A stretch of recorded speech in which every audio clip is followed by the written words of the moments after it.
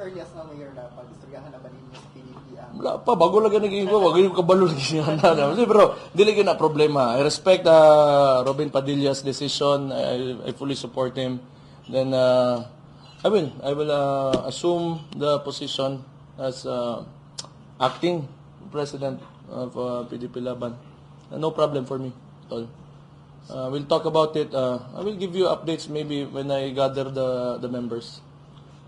So, is this the time that you are going to formally invite VP Sara to join PDP? I do not know. We're very different when it comes to, she's my sister. You know, lahi na among pagkaigsuon niya, lahi ang politika gid sa mga kay say magbangga gid mi.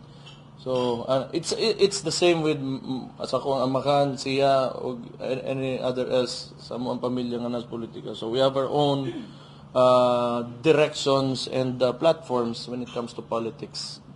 So I cannot hindi na ako gusto masumbagan ko.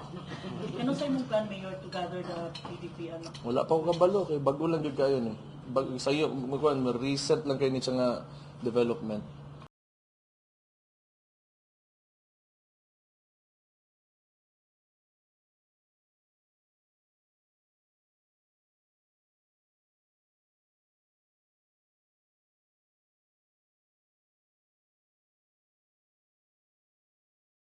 I am not a Filipino for nothing.